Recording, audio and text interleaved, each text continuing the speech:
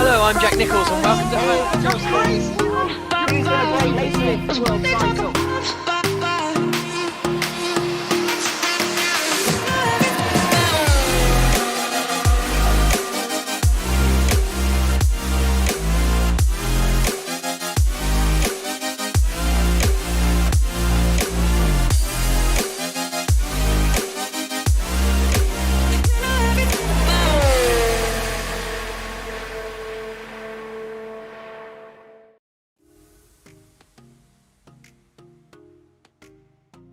A week delayed, but we are here and ready to go for the final third of our championship. Last time out, we completed the Triple Crown with a thrilling race between SimRacing and Jordan at the Circuit de la Sarthe. Now we head to another historic venue as our views of the title get closer and closer. For nearly 100 years, this venue has been raced by a large multitude of race cars. It's widely considered one of the true homes not only of open-wheeled racing, but of motorsport itself. With 5 different winners this season already, we'll see if any more drivers will be adding their name to that list around a circuit which was missing from the calendar last year. It's finally made its return, courtesy of rFactor 2 creating it for the platform. SimRacing won the last race at this track back in 2019. The 2-time race winner this season would like to make it number 3 in the search for his 3rd crown of the World Championship. Let's get racing then in the Formula Sim Racing World Championship, brought to you by SimLab, Masita Esports, 3D Wrap and the race. Round 9 of the season, the Belgian Grand Prix. Cams this evening as Cameron Rodger brings us the broadcast as always, and in the commentary booth, myself, Lewis McGlade, alongside me, Ewan O'Leary. Yeah, good evening, Lewis. Good evening to everybody at home as well. Delighted to be back. It feels like an awfully long time since the French Grand Prix at Le Mans. It was a fantastic race, but it's well in the past now. We've only got 4 rounds to go in this season. We can put all the Triple Crown stuff behind us as well, because that has all been completed now. It's a straight fight for this championship with the Belgian Grand Prix, Japan, Malaysia and Brazil ready to go as well. The last European race of the season coming up here this week, and it should be a really good one, actually.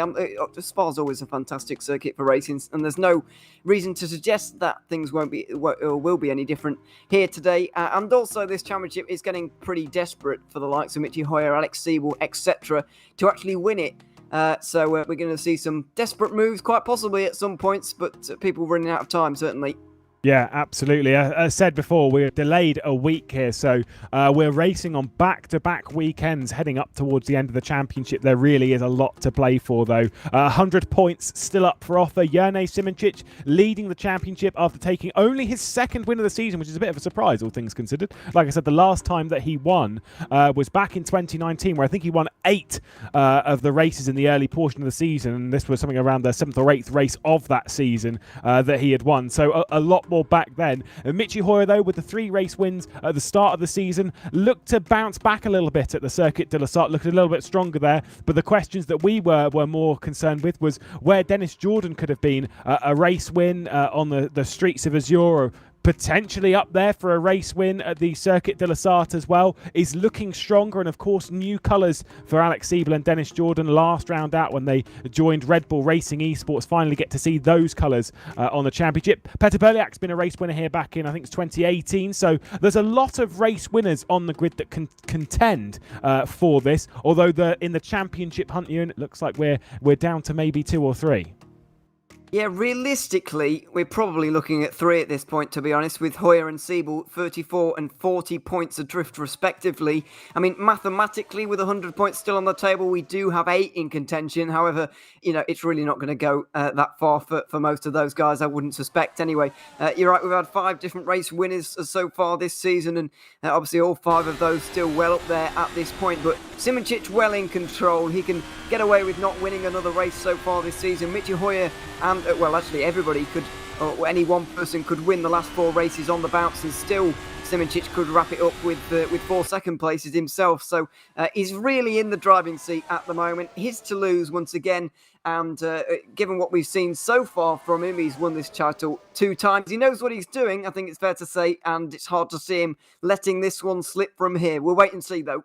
The only wins that Jerne Simoncic has had this season have come from pole position, although I don't think that pole position will necessarily hold to the same regard around this track as it does at others. It's quite an easy track to overtake comparatively, especially on lap 1 with that run towards Les Combes. Jerne Simoncic getting it done in the early stages of this qualifying session of 41.521, although decent lap times coming in from Steve Michaels, from David Marocek as well. Purples across the board. It's an important point to note that we're back to the standard qualifying. We've been a bit all over the place, and we certainly weren't there at Circuit de la Sarthe, courtesy of how long the track was. We're back to they'll have 3 laps to do in this qualifying session. Seeing a lot of drivers there, to be honest, actually more so than we'd normally expect out there on the hards. We've got Ricardo Costa, Zolt Schuch and Jeff Fournier. I don't know about Ibrahim Khan as well, or maybe just lacking on pace. But a few drivers out there on the hard tyres, obviously getting those out of the way.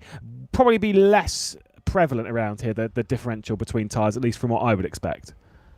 Yeah, we'll wait and see. I guess qualifying is going to be a good indication of that, even though some of the guys running the hard tyres will be further towards the back anyway. Nice As David Marocek puts in a very good time there to get up into 2nd place. So yeah, some good times coming in early on. The top 10 separated by a ridiculously small margin, actually, considering the length of this circuit, just over 7 kilometres. It's quite remarkable to see, and a great performance once again from Colin Spork, who's, especially in the second half of the season, been absolutely on fire once again. So he's up there in 3rd place at the moment amongst the championship contenders. Great to see him, even though he is so young. Great to see him so far up the order, mixing it in, maybe even for podiums, and maybe snatch a race win towards the end. You never know. Yeah, remember as well that qualified in third place last time out did Colin Spork. Also had a podium at Azure, has been building with strength, has not done too many rounds in the season, has only joined from the Netherlands onwards, so has only realistically done 5 races this season, so is moving from strength to strength on such a field of a competitive nature. Alex Siebel currently on board with, and will ride on board around the lap with into La Source. Obviously we'll have our classic Michi Hoyer lap guide. By the way, he's down in 5th spot. Of these drivers that need to get a good result here, Michi Hoyer and Alex Siebel are those two battling for the championship. Like I said, they're 34 and 40 points off respectively, Hoyer from Siebel. They need to get a good result here. That comes from qualifying, but as we were saying, if you're running slightly lower rings, if you're running slightly better in a straight line, I think these lot are all running this pretty slim on the rear wing and going as fast as they can in a straight line, because you need it for that run into Lake On. Yeah, you absolutely do, but putting aside all of that, if I'm Alex Siebel and Michi Hoyer, I'm getting in front of Juraj Simoncic here. I think it's absolutely critical for them to get in front of them in qualifying. We've seen how pole positions can be converted into race wins. I don't want to say so easily so far this season, but it has been the trend. Michi Hoyer did it 3 times at the start. Simoncic has done it twice as well in this season so far. So getting pole position here really is not one hand on the trophy quite, but it is a massive step forward to a race win. If Siebel and Hoyer do want to challenge Simoncic in this title race, I do think that they need to beat him in qualifying, because coming from behind with this particular setup is not particularly easy. A little bit of more slipstream, an easier circuit to pass on here at Spa might help them out a little bit, but this is a very important lap for Siebel. Just a little bit of a mistake coming through Stavolo and the Paul Frere curve there. Not ideal for him whatsoever, especially with Simoncic going purple in the middle sector. Yeah, a little bit of a mistake coming out of campus and just dropping the rear end. Dennis Jordan, though, his teammate, has set the fastest final sector and fastest first to go up onto pole position and dethrone Juraj Simoncic. Alex Siebel gets up to 3rd spot, but Simoncic is pushing, and he's pushing hard. You see that slide out of the final chicane across the line. Is it enough to respond? It is certainly not. And so Dennis Jordan now to the head. They'll have one more lap to do in this session. Important to respond, and now basically for Simoncic to do all of the work. Yeah, absolutely. It is going to be important to respond. And I just wonder at what point Dennis Jordan is going to start to play the team role here with Alex Siebel. Do they truly believe that Alex Siebel can topple Juraj Simoncic if Jordan helps him to get there? Because if Siebel does have the help of his teammate, then he's got much more of a chance of coming from behind. But I don't know if, A, they would actually do that. Would they impose team orders there? I know they're very close friends. They do a lot of racing together. And I don't know if they would do the team order thing or not. And second of all, would it even work? Even 2 of them against Simoncic, would that even be enough for Siebel to actually get in front in the end? Obviously, these questions are unanswered and can't be for the moment, as Mocek goes up to 2nd. So, interesting situation, certainly, but Jordan in a strong position right now.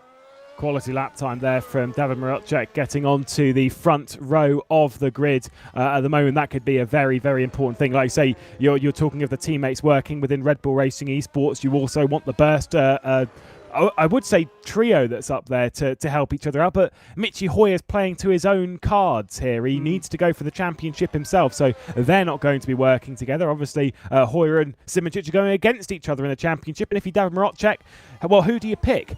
Based on the likes of Azure and elsewhere, neither. You just race them both as hard as you can. Janis Brakshock, who's currently on screen, about to start the lap at the moment. Of course, pole position back at the German Grand Prix. Has been in the points-paying position. I've said this before a few times about Brakshock.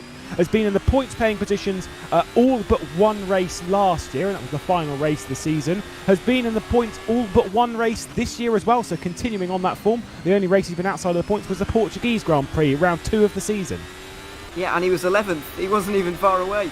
So a remarkable consistency from the Hungarian, and there's no doubt we're going to see something similar again, maybe even a top 5 for him. He's knocking on the door of that right now. But if I'm Juraj Simoncic, to be honest, looking at this session right now, I would absolutely take these results. If this were, if the clock were to run out right now, I think I'd be quite pleased with it.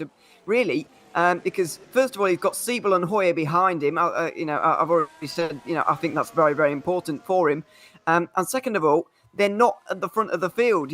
Even if Siebel does overtake Simic, say they finish 3rd and 4th, Simic only loses 3 points, and that's barely a dent into his 40-point margin, which he has over Siebel. So this is absolutely perfect for Simic at the moment, but some clearly very, very fast lap times are going to come in here. Siebel, Hoyer, and Spork are those in the top 7 who are actually improving right now. Carlos Martin as well. Extend that to the top 10. He's improving in the first sector. Simic not improving though. He's down. He was 3 tenths down on his best lap time last time around as well. So it seems like it may end up be that his first lap time may end up being the best one here for the championship leader. Yeah, the lap time that he's done there, Sector 1, a 28.917, plays a 28.752, so he's a 10.5 down in Sector 1 on Dennis Jordan. Alex Siebel's kind of near the boundary. Mitchie Hoyer's a 10th off. Colin Spork's a 10th off. The middle sector, a 43.3, which has been matched by Alex Siebel, looking fairly strong as we focus on Colin Spork. Middle sector time actually being faster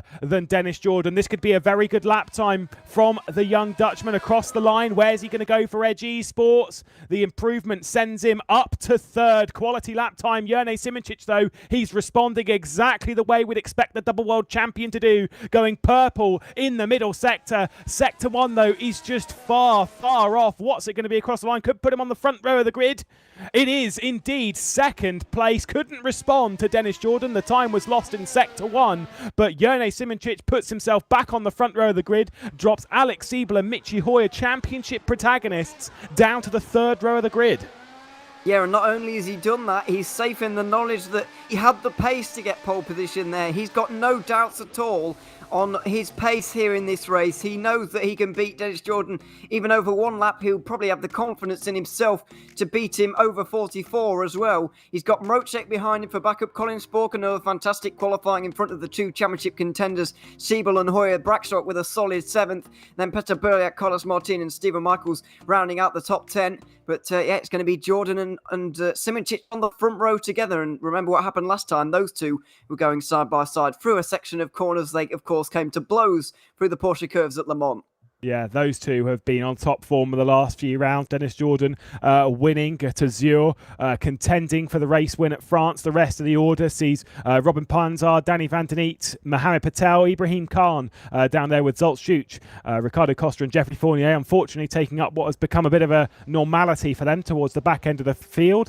Danny Kish not with a qualifying time down at the bottom end of the order. The top 10 are separated by half a second. Robin Panzar's nearly the entire distance of that top 10 off of the back end of it. So not a great qualifying session there for them, but intrigue already. And then obviously with the tyre profile that we're going to have, the fact that the strategy is going to be wide open as it always is, more so here than at places like Zandvoort and whatever, where you can pass, you can make alternate strategies work for you. We'll have to run the hard tyres twice across the evening in qualifying and in the race. Well, I think it's about time to take a look around this track with Mitchie Hoyer. He's qualified in 6th place, but still a wise man to take us around.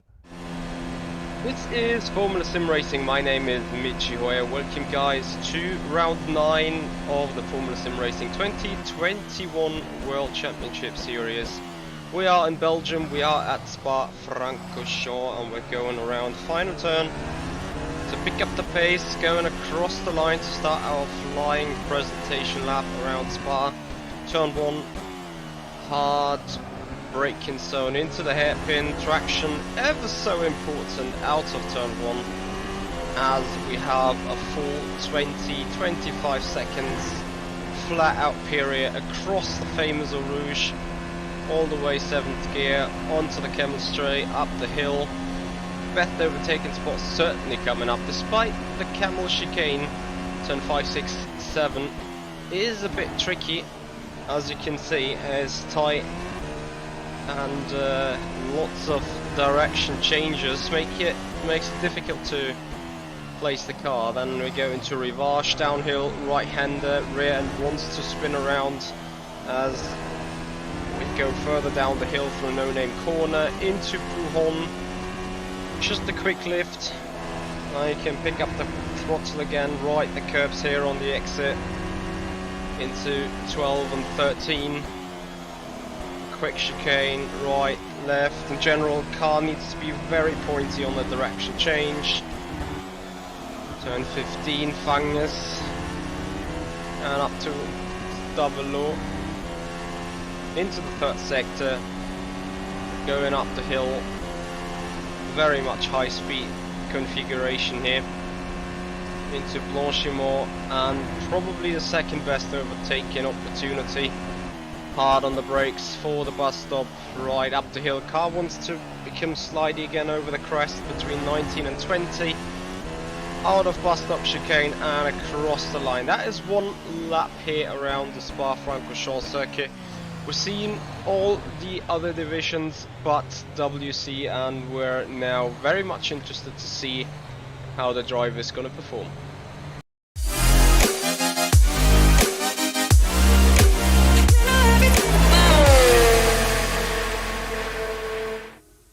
Formula Sim Racing World Championship action ready to go. 44 laps around this magnificent venue. Circuit de Spa-Francorchamps here in Belgium. A circuit which has been hit, unfortunately, by natural disasters of the recent past. But at least we get to live in all of its glory at the moment and take to the racetrack unabashed by the current conditions that take to the circuit at present. And a beautiful day it is, at least here in Sim, and of course here in the UK as well. It's very toasty at the moment. Lewis McGlade, Ewan O'Leary to take you through the action, and another thrilling qualifying session it was, Ewan. Yeah, it absolutely was. Dennis Jordan in the end taking the pole position, and Simicic just pipped at the post really by about half a tenth. He probably had enough to get pole, but then Dennis Jordan was probably saying, it probably wasn't a perfect lap for me either. So, it's all swings and roundabouts, and Simicic is going to be very pleased with a front row start. Siebel and Hoyer on the third row together, which I think is quite damaging for them really. In terms of the championship, I think that those two are the main contenders really. Dennis Jordan's 57 points behind at this point, so he really does need a couple of disasters really from Jone Simicic to really be in contention, as does everybody else from fourth on back really. But that doesn't take away from the fact that we're going to have four fantastic races to end off the season really. We've got four great circuits anyway. Belgium, Malaysia, Japan and Brazil. For iconic open wheel circuits especially, and in isolation the races are going to be great. Hopefully there is some championship intrigue as well. Yeah, we shall see how that one unfolds. Pole position at the moment this season has had a very, very decent conversion rate. It's only been not converted on 2 occasions. That was back at the German Grand Prix and then the Dutch Grand Prix earlier in the season. So for our starting grid here today, we'll be ready to see the racing action. Jone Simicic leading the championship, 141 points, a good way clear of Michi Hoyer and Alex Siebel. Let's take a look at the starting grid, if we certainly can. Well, wait and see. Jone Simicic then leading the championship. It's Dennis Jordan, though, on pole position. And every pole position that Dennis Jordan has had so far in his World Championship career, he has converted, with Jone Simicic, David Marocek and Colin Spork up there on the grid. 5th place with Alex Siebel and Michi Hoyer, our championship protagonists all the way down the order. Janis Brakshock looking to get yet another top 10 this season. And Peter Burdek, your 2018 winner, starts from 8th. Behind that in 9th position, you've got Carlos Martin, another decent qualifying for him, looking for more points for the Networks Grand Prix squad. Stephen Michaels behind his teammate in 10th, and Robin Panzar leads Danny van der Neet from 12th place. 13th with Mohamed Patel and Ibrahim Khan, Zolt Schuch and Ricardo Costa just pipping his teammate into 16th and onto the 8th row of the grid. Jeffrey Fournier will be lining up in a 17th spot, and Danny Kish the 18th and final car on the grid. With that record of pole positions, though, seeing that only 2 haven't been converted, Ewan, do you think that this is advantage Dennis Jordan, or do you think Jone Simicic can do something about that? Certainly advantage Dennis Jordan, but I wouldn't bet against Simicic under any circumstances, really, especially at Spa. I feel like this is, I don't want to say easy to overtake around here, because we have had some nice wide open circuits. However, it's one of the easier circuits to overtake at, especially or certainly. So I wouldn't write off Simicic or any of these guys in the top 7 or 8, really. Any of them could win, and you just never know what might happen. The top 4 are on soft compound tyres to start with. That's not a surprise at all. The midfield guys on the hard, but interestingly, some of the guys further back going for the soft compound tyres. In the past, we've seen that doing that strategy is not a good idea because you get caught up in traffic, but maybe that long straight up towards Le Com is making them think a little bit, making them dream a little bit that maybe they can fight their way up the order in the opening laps, and that strategy might be able to work for them. Yeah, we'll have to wait and see with Dennis Jordan and Jone Simoncic. You were saying it before. Remember back to the previous round where we saw these two battling it out for a race win. They went side by side through the Porsche curves, one of the most legendary sections on any racetrack across the world, and I'm sure we're going to see them going side by side at least somewhat today. That run down towards turn one, not a very long one, but it's that run out of turn one, out of La Source, up the hill, up the Camel Straight towards Les Combes, where we're going to see plenty of moves of darts, ducking and weaving. Interesting to see a lot of drivers taking the hard tyres, trying to get them out of the way. More expecting 13-14 lap stints around here, a 44 lap race at the Belgian Grand Prix, and an awful lot to play for. Jone Simoncic leading the championship at the moment by a comfortable margin. How much is he willing to risk? Well, I'm pretty sure that Alex Siebel and Michi Hoyer are willing to risk just about everything to go and contend. Remember, the consistency of Alex Siebel when it comes to the Formula Sim Racing World Championship has never come into question. He's always been inside the points and will look to continue that run.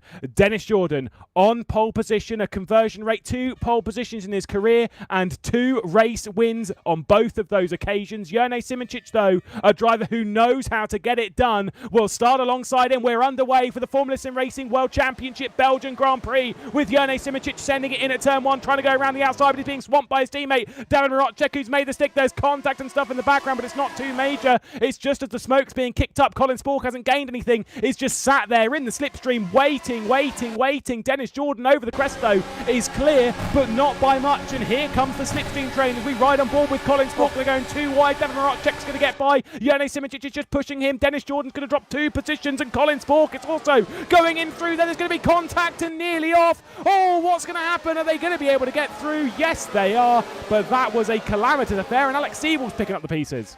Yeah, fantastic opportunistic driving from Siebel to get through into 4th behind his teammate Jordan, but around the outside for Sporks, not giving up into No Name, and might be able to do it. Still side by side between the two of them, and it's costing both of their races wheel banging. I'm not entirely sure why, but it's only lap 1 of the race, and they're still going side by side through Porn. Around the outside for Siebel would be a spectacular move, but he's not quite able to pull it off, and they have cost themselves a fair amount of time, really. In that one, a car way off Robin Panzer, the other Burst Esport car, but it's been a fantastic start for the other Burst Esport guys. Michi Hoyer has at least held position in this one. David Mrocek up to 1st position, a lightning start from him to get in front of his teammate and then slipstream his way on by Dennis Jordan. Simoncic followed him through to get through on the German, and it was fantastic team driving from the both of them. That's what we expect to see from Burst, isn't it? Where they just drive with each other and comfortably control themselves. David Mrocek will cross the line to finish the first lap in the lead of the race. Jone Simoncic and Dennis Jordan behind. Colin Spork a fair way behind. And that battling between Alex Siebel and Michi Hoyer, you said it yourself, they were effectively wasting time. And you get the vibe. They were trying to risk everything. They were trying whatever they could. It just didn't work out. By the way, Jeffrey Fournier, Ibrahim Khan in the background at turn 1. They are both out of the race. Let's have a look. This might be the answer as to how it happened. This is Ibrahim Khan. We're watching. The Zancho car goes absolutely flying into the wall, goes back across the circuit, and I'm afraid Jeffrey Fournier didn't really have anywhere to go in that one. This is Peter Berliak getting overtaken in the end. Not sure if that's a replay or if that just happened now. It did just happen now. So it was actually Berliak making a move on Hoyer, attempting to, and unfortunately for him, not being successful. His teammate Mohammed Patel, though, has made a fantastic start, making use of those soft compound tyres. I believe he's up 5 spaces in the first lap there. Yeah, he's charging at the moment, is Patel, trying to close down on his teammate, using the soft tyres and needs to get on with it here. But this is the thing, is that when you're taking the soft tyres in the mid-pack, it's kind of what we were expecting. If you're in the soft tyres further down the order, it's less of a hindrance than it is at other circuits. We were saying you've got to use those soft tyre runs when you kind of are better off using it. You don't want to waste them effectively, but around here you can certainly make do. That's how he got by someone. That was not the greatest move. A little bit of rubbing on the rear, sort of lifting up the rear of the car, but with a touring car move. It was a little bit touring car-y, actually, but I don't think it was too bad. He didn't actually get through in the end, so I guess that he can't be penalised for that because he didn't really gain anything, in my opinion, but just a bit wide anyway from the HM Engineering car, and straight through for Mohammed Patel, and that's Robin Panzer going to go off in front, by the way. Just got a little bit oversteery, really, and he'll be glad that that didn't happen to him if he was on the inside in that situation, because it would have been an accident. But Fortunately, he only lost himself a few positions instead of everybody else, and yeah, everybody can carry on on their way. But yeah, aggressive driving from Mohammed Patel on the back of Jonas Brakshock it was in the end, but yeah, I don't think there was anything too bad in that really. No, it was okay, all things considered. No one was crashed out or anything. We're all right to continue as there's a bit of slipstreaming and side by side. Danny Van Der Neet about to be passed by Steve Michaels. Robin Panzar as well as a part of that battle as they're pushing it very hard on the brakes down into Les Combes. Naturally, as you would expect, that run around the outside inside. We've seen a lot of moves happen at Les Combes. It's one of the most popular overtaking opportunities around this venue for obvious reason. The enormous straight before it being the major component of that. But it is one of those corners which you can overtake on the inside or the outside. Yeah, absolutely. That's what makes it fantastic, really. And that's what makes Spa so fantastic, in my opinion, anyway. You've got really long straight, you've got a long flat-out section from all the way from Les Sources right up towards Les Combes, and then you've got a great chicane to battle it through. You know, we see it on a lot of these circuits. There's a huge long straight. For example, Monza's a classic example, as Martin makes a fantastic save. Monza's a fantastic example. You've got really long, big straights, but the chicanes at the end are awful. I mean, for racing, they're not good in any way. But here at Spa, it's a fantastic chicane. Not particularly to drive on your own. It's not the most exciting in the world, but to race on, it's absolutely fantastic. And yeah, as are many of these corners around this circuit, we're seeing that happen. We're seeing the results of that already. Yeah, with these days in Formula Racing, where their downforce is so high, a lot of the track becomes less of a challenge than in past events. It's still a challenging track, do not get me wrong, but you know, Eau Rouge and Radion, all that section being quite flat, it's much more interesting, at least in my opinion, to take it on in something with a bit less downforce, maybe even a bit more power, and kick it up over the crest. It's a lot of fun. It's hard work, mind.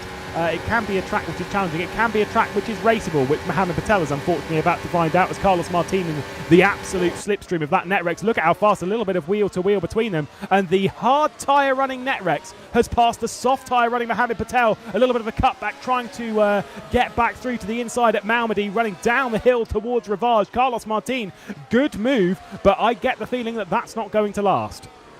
Well, I'm not entirely sure because Patel has made a fantastic start, as we mentioned earlier. 13th on the grid here today, and he's already up, well, was 5 spots, now 4.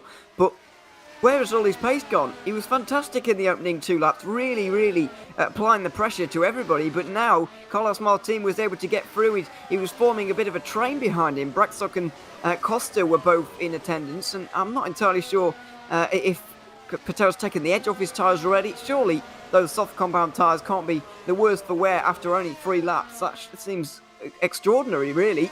But it may well have happened. The gap to his teammate Burliak is continuing to increase at the moment, and it's all round not good news for Mohammed Patel in this race. I would suggest he probably isn't the most practiced driver at this track. Has been very busy, of course, with the rFactor 2 Formula Pro Series, which is on tomorrow. He's driving for BS competition in that series, and that is around here, so he's been busy elsewhere. Qualified, you said, in 13th spot, but was 1.2 seconds off of the pole. I said about that gap that we saw, half a second separating the top 10. Mohammed Patel did qualify on the Redwall, the compound tyre, and so realistically you'd expect him to be a bit closer than 1.2 seconds, or realistically 7/10 off of the top 10. Not normally something we'd expect to see from the world champion of days gone by.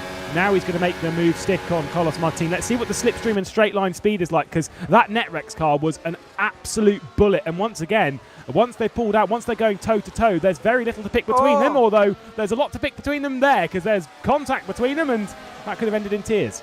Well, it was very close to ending in tears, actually. When you get your car caught up on the inside line through the first part of Les Combes, it's very easy to get yourself into that wall there. That might be exactly what's happened to Robin Panzer. This might be a perfect example, and I think it is going to be. If you get yourself to the inside here, you can get your car kind of hooked on theirs, and then, you know, you can get spun around, and I think he may have been hit, or has he just driven into the wall? I'm afraid that's not Robin Panzer's best moment.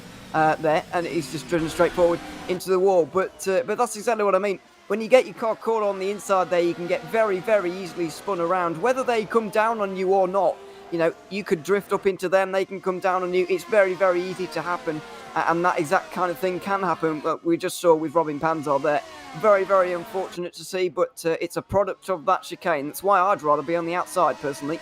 Yeah, absolutely, because you control your own destiny a little bit more. But, well, we'll have to wait and see. Davor Rodger still managing to lead. Jerne Simoncic closing in. But if there's one driver that I want to speak about in this grouping who has closed in after some battling a bit earlier, Colin Sporks managed to get right back onto the battling. Of course, he was going side by side with Alex Siebel, trying to hold off a fourth position on those softer tyres. Alex Siebel's dropped off 2 and a bit seconds from the top 4. Naturally, the tyre compound differential between the two of them is going to split the groupings a bit here.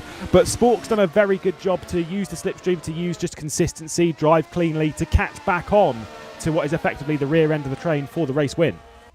Have you ever seen, by the way, any more obvious fuel saving than we just saw from Jerne Simoncic up in towards Le Combe? He could have got through twice on that straight, but he wasn't interested. He wanted to lift off and save the fuel. The fuel window is anywhere between, I'm reliably informed anyway, it's between 11 and 13 laps, anywhere in there.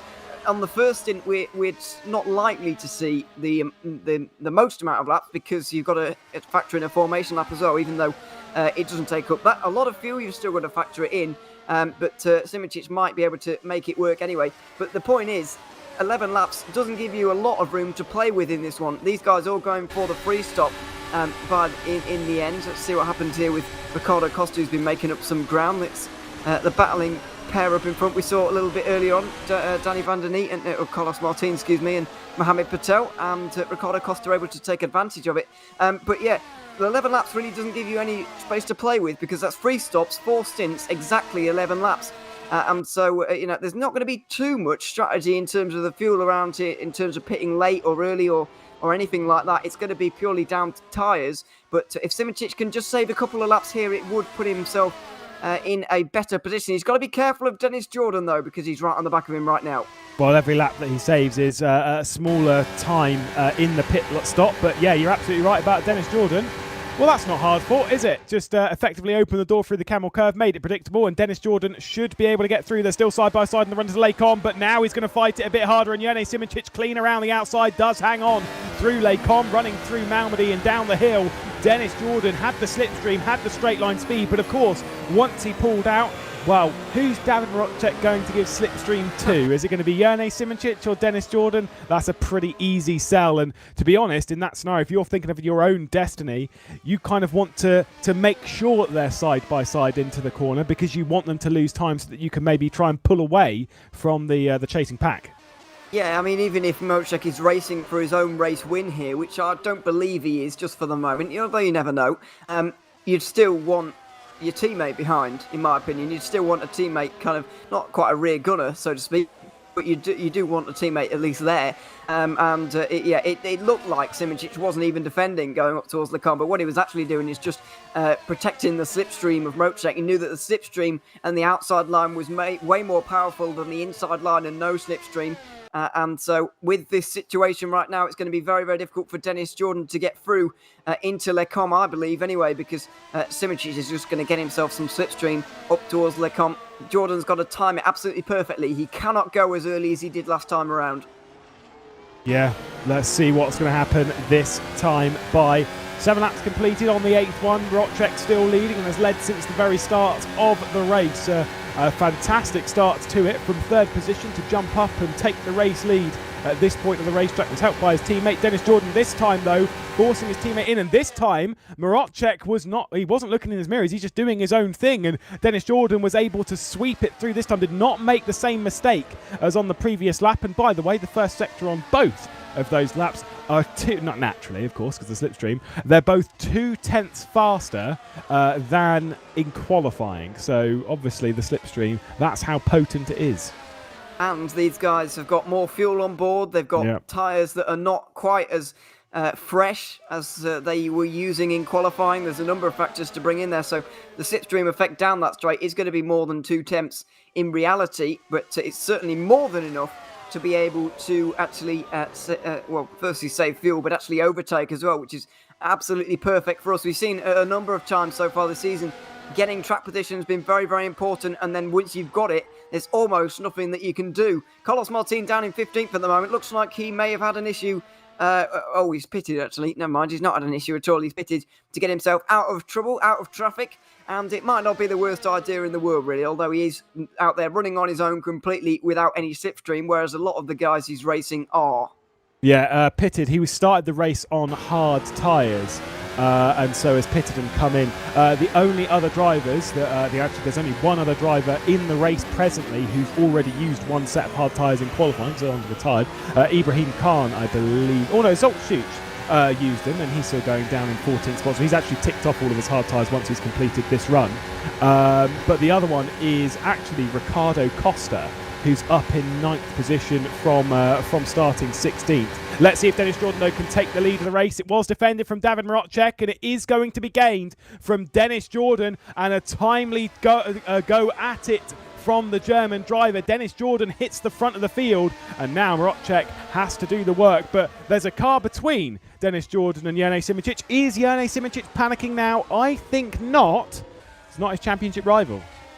And also, it's his teammate that's in between them. So I don't think he's going to be too worried about that at all, because even if there are going to be no team orders and they do have to fight it out, they are going to give each other a little bit more space, because after all, they are teammates, and then they're going to want to not hit each other.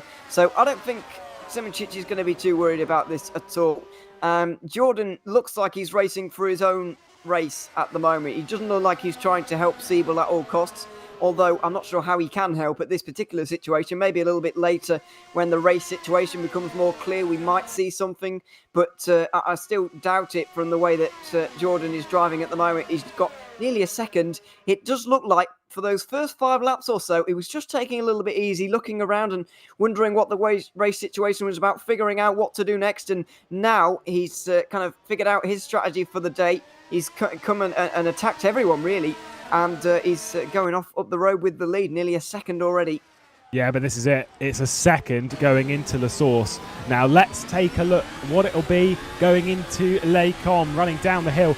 My estimate puts it at about half a second difference. It was 9 zeros versus 8 fives for everyone in the first sector when you were in the slipstream outside of it. Jene Simicic is probably going to make light work of David Marocek. You're absolutely right. So get slipstream from 1. And there you go. You can see that from Dennis Jordan trying to give a little bit of slipstream to David Marocek and try and force them side by side into Les Combes, but between two teammates, not really going to do it. This is the important part of the race, though, for Dennis Jordan, is that he needs to turn on the afterburners, light it up, and try and burn the house down and get away. But realistically, you're going to pull away from a double world champion to a tune that's going to break slipstream? I'm not so sure. No, I'm not so sure either. Simicic immediately smelt the danger, though, and it got through on Marocek. His fuel-saving games are over. It looks like Jordan's fuel-saving games are completely over as well. They're fully pushing now, and they're fully going for this. But Simicic wasn't prepared to let him get away too far, which was a smart choice in the end, really. And it looks like these two are just a little bit pacier than David Marocek in behind. Not too much of a surprise. We'll see if Colin Sport can get through on Marocek and stick with these guys, but I also doubt that. It's looking more and more like it's going to be Jordan versus Simicic for the second round in a row, but still very early days. Let's not forget, we're not even a quarter of a way through the Belgian Grand Prix, and still a lot of strategy, a lot of battling still to play out here. It looks like Jordan's got 8, 9 tenths of a second. And Colin Sport begins the strategic games at the end of lap 10, and now then, what tyres is he going to go for? Probably soft tyres, I would imagine, but we'll wait and see if it is. It is indeed. So hard tyres on the last 2. Oh no, it is hards. They switched quite late, so going for a peculiar strategy. Wasn't expecting that. Diebel's also into the pit lane, as is Peter Berjak. So that's interesting to see them boxing. There's Peter Berjak, and Alex Siebel's behind this. Danny Kish is also in the pit lane for Zansho Simsport. There's Alex Siebel driving down the pit lane in the Red Bull Racing eSports car. I was going to suggest something, and this is me trying to spice something up a little bit. What if Dennis Jordan was to slow down Jene Simicic and assist his teammate a little bit here? What if something like that? Is that a little bit too spicy? Either way, Alex Siebel's getting his hard tyres out of the way straight away. As he's come in, he's come back out onto the hard tyres. But I wonder if there's any sort of gamesmanship there into team. Well, that's what I mean by Jordan kind of playing the team game here. Is he going to get in the way of Simicic in any way he can? I think that this circuit is a little bit too difficult to do that at. I mean, if you were talking the Azure Grand Prix or Zandvoort, for example, you can park the bus there and no problem. But around here, parking the bus is exceptionally difficult, especially with the power of the slipstream up towards Lecombe. So, yeah, I'm not entirely sure if it's going to be effective, if they're going to try it, but I think at least for the moment, it's better to just let these guys race, get on with their race, and then when it comes back together a little bit later on, then start to worry about that kind of thing, because let's not forget, Siebel's going to have 2 sets of soft tyres for the latter half of this race, and he's going to be very, very fast indeed. Teammates, by the way, as we were saying before, at least from now on, they didn't earlier in the season, but they do now, share boxes. So you've got to communicate that between your team. You've got to group it up properly. That's why Michi Hoyer's in. Jene Simoncic was not. So Hoyer into the pit lane will be leaving on hard compound tyres again, doing the same thing that Alex Siebel is and getting those hard tyres out. That's counter to what we normally have seen from Michi Hoyer, the 3-time race winner this season on all 3 of those race wins. And, of course, when he was battling for the win at the Netherlands against Peter Beljak, was running this soft, hard, whatever it was, soft, hard. Basically getting the soft tyres out of the way early, clearing off into the distance. We're seeing that countered on strategy here. Running is effectively the alternate strategy here at Spa, which is interesting to see, just trying something different to get on to par with his teammate. Yeah, but the difference with that strategy was that he started from pole position in all 4 of those, which is why he's not employing it again and why it's not really working anymore.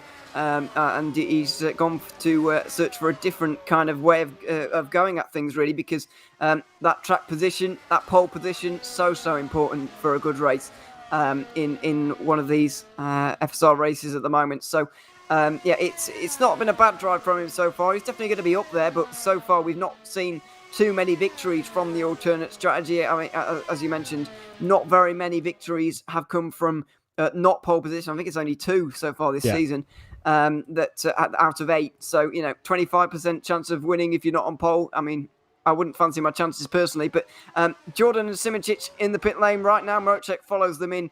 See if anybody goes for a bit of shortened fuel, a little bit of a short fuel, but I doubt it at this point. Simoncic with hard tyres on.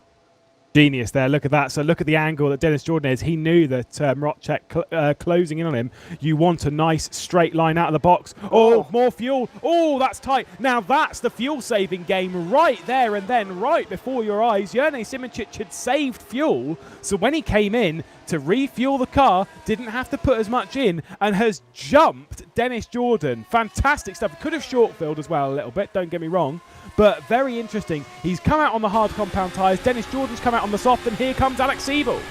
Yeah, pretty good undercut from him. Not sure if that's all tyres or whether there's a little bit of fuel in that as well, but Siebel is not in a bad place at all.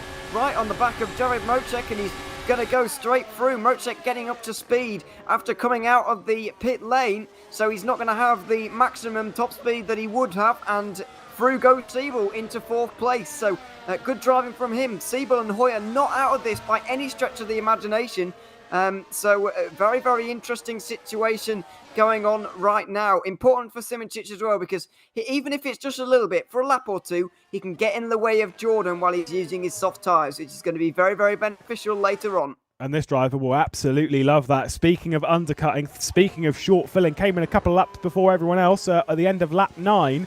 Because of that, obviously put in a bit less fuel to refill the tank, and now leads by 3.4 seconds. Colin Spork is looking to make the Belgian Grand Prix his own. Fantastic stuff. Was sat on the rear end of the train for a long time, so was able to save a decent amount of fuel from that position. This really is excellent stuff. Let's see what happens between Jene Simoncic and Dennis Jordan, because Dennis Jordan needs to get past and needs to run away. If he gets past here into the final chicane, if he was close enough, pointless move, because you know that Jene Simoncic will just pass you into late comments. Why we don't actually see too many moves unless it's later in the race down into the final chicane here, because there's no point in doing it. You're just going to get repassed, and so why bother? Why put in any extra energy or effort into doing such a thing? But this is where it really, really matters for Dennis Jordan. He needs to get through and needs to go now. Darren Mrocek as well will look to clear Siebel.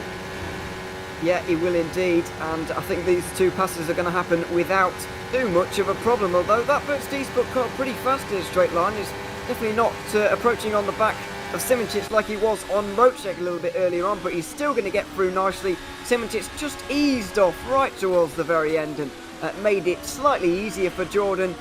Motec also getting through on Siebel without too much difficulty as well. So two very, very uniform passes. We weren't expecting to see anything else from them really. Just remains to be seen now, can Simicic stick with Jordan and save fuel behind him, or is the Red Bull man going to drop him completely?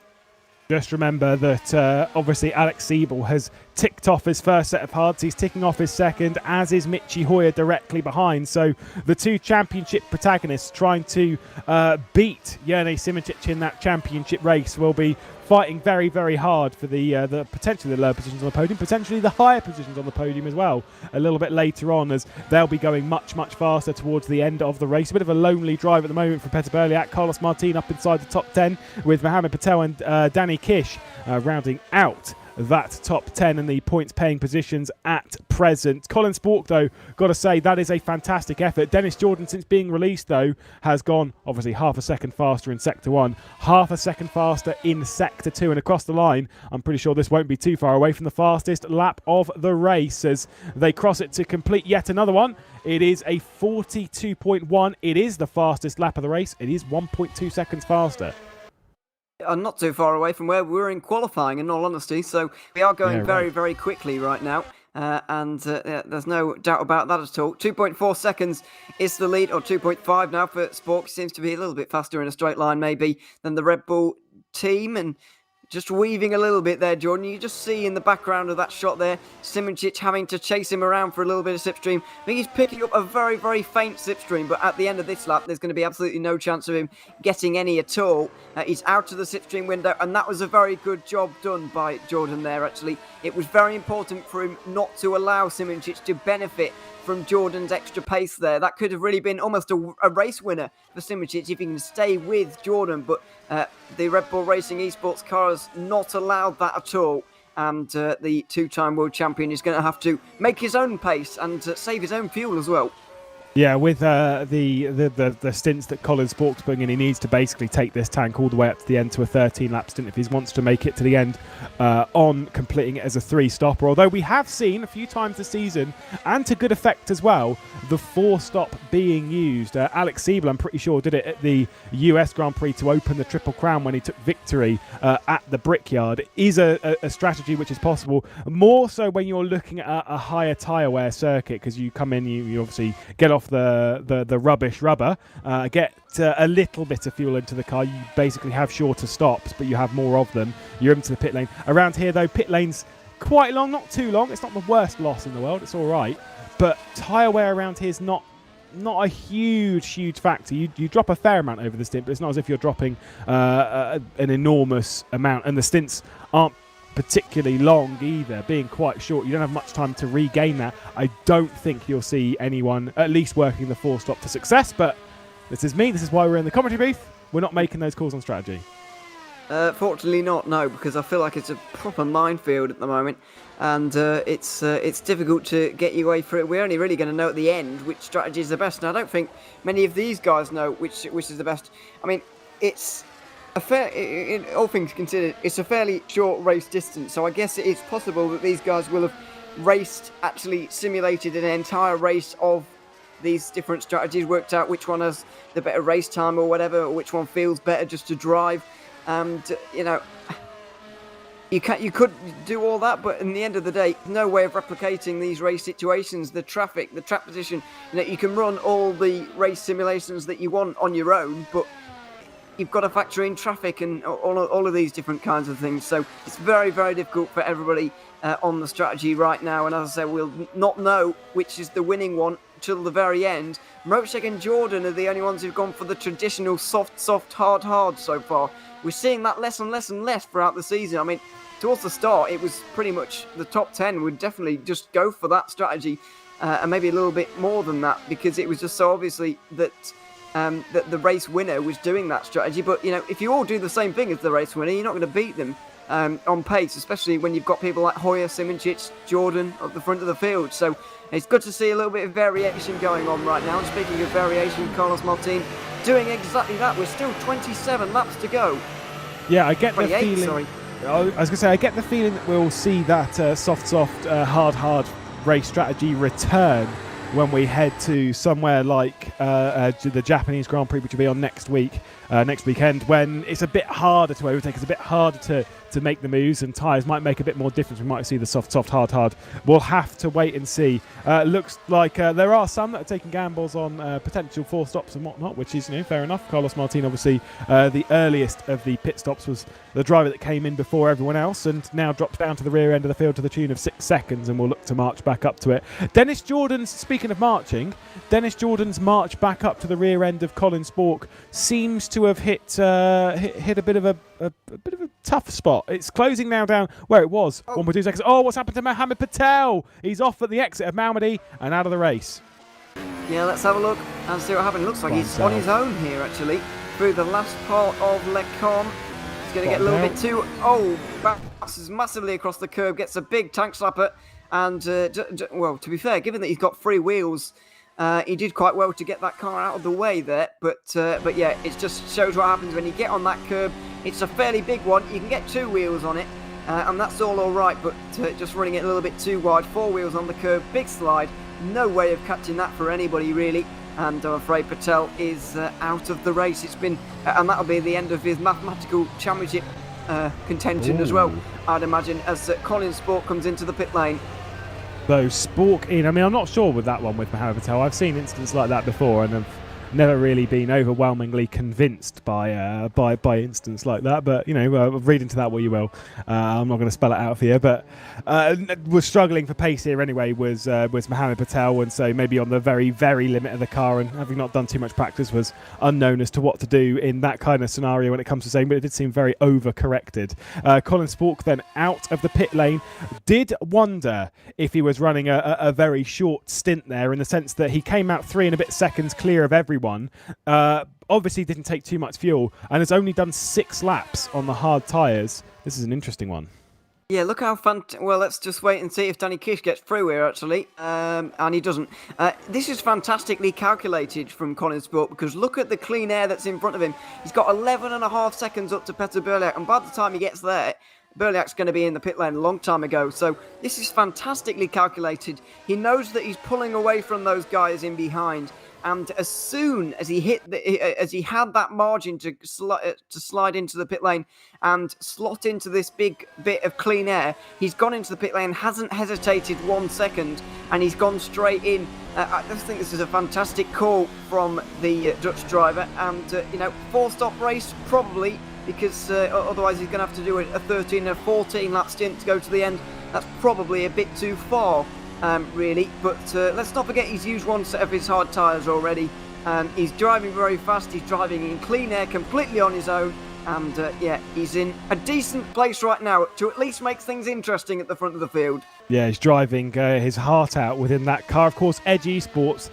This is a home track for the team that Andreas Waters made. I think it's run by Laurent Kiersmakers at the moment, and things behind the scenes looking pretty positive right now. They are a team that do approach things from a more strategical standpoint. It's not really the hammer blow of just outright speed. It's more approaching it from consistency and working things behind the scenes, and they've done a fantastic job of it in the recent past. Of course, multiple race winners before, when they had Peter Berliak. Of course, the split last year saw Peter Berliak depart for Williams eSports.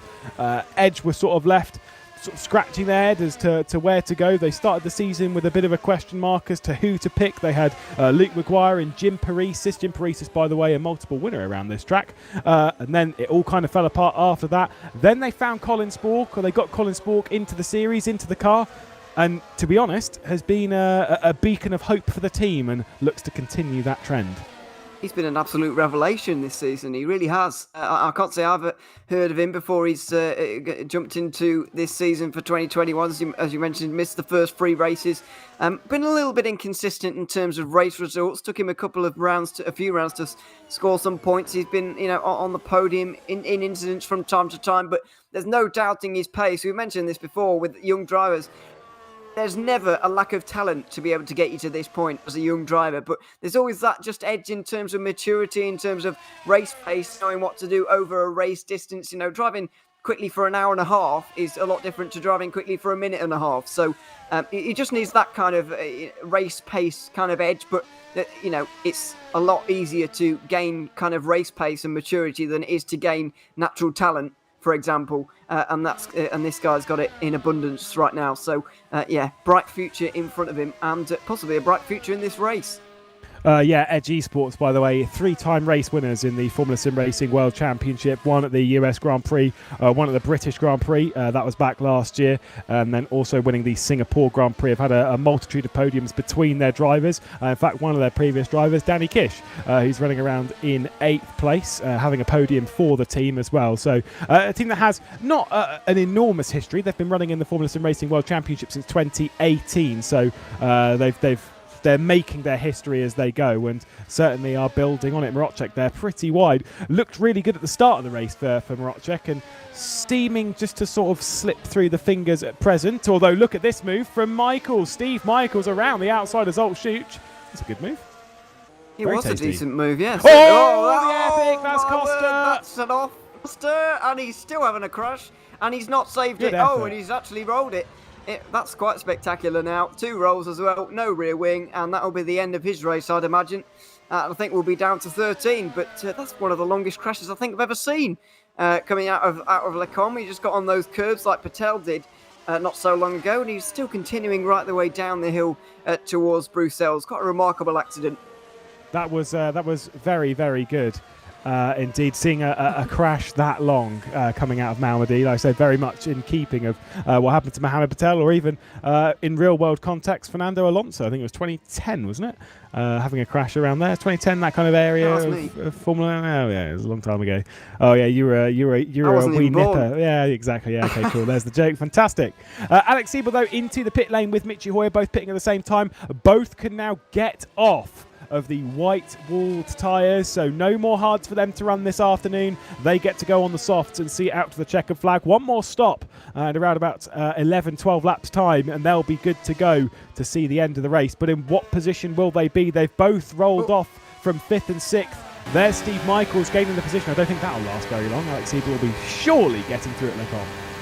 Yeah, there's going to be no arguing about this one from Michaels, even if he wanted to. He's going to keep the car slightly to the middle of the road. See, we're going to be squeezed ever so slightly, but Michaels is going to realise that there's really no point in fighting this one, although he might anyway. And, oh, that was close. Probably a little bit too close for Alex Siebel's liking anyway, and Michaels did want to fight that a little bit harder than maybe the German was hoping for. But look at Sport right now, over 10 seconds in front of Alex Siebel. We're expecting Siebel and Hoyer to be in contention for a podium in this one. Then, Sport's massively up the road. But let's not forget, the Dutch driver probably has to make an extra pit stop compared to these two. Yeah, well, we'll have to wait and see on Spork's point, because I'm sure there is that extra point. Oh, speaking of the crash, is Janus Brakshock, and that's a big one because we were talking up the streak that Janus Brakshock had in the top 10 inside the points in all of the races this year, with the exception of the Portuguese Grand Prix, and has had that record for a while in Formula Sim Racing of scoring points and just overdid it.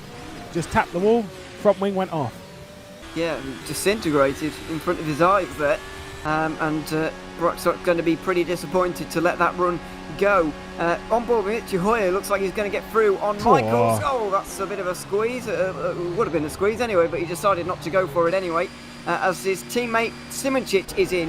Where's Siebel in relation to Simoncic? Not that close, really. So the two-time world champion has still got a fair margin on these guys. A little bit of catching up to do, but let's not forget, I believe Simoncic has some hards to run for the end of this race. Yeah, he's got one more stint of hard tyres to do, does Jelle Simoncic, as to the likes of Colin Spork. Dennis Jordan's got a couple to tick off. Here comes Michi Hoyer to finally get by the Super. It was a little bit of a dodgy defence down into the chicane, but to be honest, wouldn't really want to pass the chicane because you're just going to get repassed. You can see already he's got ahead and was nearly repassed by the Edge eSports driver that seemed pretty pokey in a straight line, and no way through. Michi Hoyer is going to hang on, but he's lost a good second to Alex Siebel through all of that. Siebel trying to clear off, scamper off to try and close down on the Slovenian double world champion that sits 4 seconds ahead of him. Keep your eye on that 4 second gap if it comes down at all, because right now yes, they're on the same tyres, but if Siebel could already start closing, if you can already start doing the damage, that will work wonders for later in the race when it comes to Jone Simoncic taking on the hard tyres and Alex Siebel taking on softs. Because we know that Simoncic, he's pretty handy on the hard. I mean, he's handy in anything, but he's better. The percentage of how good he is actually a little bit increased, I feel, when he's on harder rubber, when he's in a slower car, effectively. Yeah, I think more pressingly at the moment, for Red Bull certainly, is getting Jordan into the pit lane. I don't know why he didn't come in then, because I believe that he needs to get in front of Simoncic, because he's got 2 sets of hards to put on, Jordan, whereas Simoncic has got 1 set of hards in the final half of this race. So I'm unsure as to why Jordan hasn't come in there. Maybe he's making use of the soft tyres, trying to run out as long as possible and make use of the pace while he's got it, I suppose. But yeah, I would have been into the pit lane anyway. Rodger as well will probably be in soon. But yeah, Siebel is going to try at least to bring that gap down slowly. I still don't think that those hards are going to be any match for Siebel's softs a little bit later on, though. We'll wait and see. We will. I'm wondering if Dennis Jordan's trying to make that final pit stop as short as possible on fuel and gain some time that way. I don't think it's going to be as much as maybe you'd want it to be, but every litre helps, every little bit counts, and we'll have to wait and see when it comes to his pit lane traversal. I'm pretty sure it should be quite soon. Like I say, trying to make the most of the soft tyres, but he's running 43.4s, which aren't great. Let's go with that. Teammate Alex Siebel's just on a 42.7, of course, on fresh softs, and you wait till Jone Simoncic comes through this time by, because I'm pretty sure he'll be pushing deep into the 42 boundary, maybe into the low 100 mile. The fastest lap of the race has been set by this man at a 42.1. Happy to continue out at the moment. Yeah, I think you might be right about shortening pit stops and certainly making use of the soft tyres while he's on them. But we'll wait and see what kind of pace Simoncic is really doing here. He's certainly taking a little bit of time out of Colin Spork, who I guess you could say is the net race leader. However, he has 4 stops to make in this race as opposed to everybody else's 2 stops. And that's, at the moment, going to put him off of the podium as things stand. But you never know what could happen a little bit later on in this race. He's certainly going to need to pick up the pace a little bit throughout the latter portion, because I think he's still got 1 more hard stint to go here, and it's going to be very, very difficult for him to get on the podium as things stand. But you never know what can happen over the last 20 laps. Simoncic still gaining on Spork at the moment. 5.5 seconds. He's taking time out of Siebel as well, which is the exact opposite of what Siebel needs. But this asks the question, right now, who's winning this race? Because realistically speaking, Jordan could, dependent on strategy. We'll have to wait and see on that one. Simoncic at the moment, I'd argue, is probably the favourite. Siebel's not that far away, though, because he should be closing down on the difference of soft to hards, although the gap going out quite a bit further is very much going in the wrong way right now. Went the wrong way by half a second on the previous lap. Colin Spork doing something very odd and dazzling in comparison. I couldn't tell you. There's quite a few drivers up for contention over the next 20 laps. Yeah, absolutely. Mocek's lurking as well. Hoyer's lurking. You know, both of those Burst eSports guys are kind of in the background, hovering in hopes of maybe a podium or something like that. As Jordan now comes into the pit lane, is Simoncic going to be in front? I would argue probably at this point. Jordan's got 2 sets of hards to come on here. 2 10-lap stints to go to the end of the race. That is going to mean shorter pit stops, which is very, very important for him.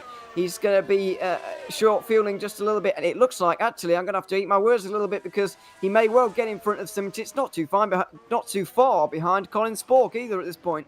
Yeah, that's a decent launch from Dennis Jordan, but reminder that he has to go on the hard tyres. Of course, they both will on the final stint of the race, but Dennis Jordan's got hard tyres here and will have to do hard tyres once more. So the expectation would be that Jone Simoncic will be closing this down, although, to be honest, in the consideration that for the most part of what we've seen, the soft tyres are good for a couple of laps and then they kind of drop off on pace.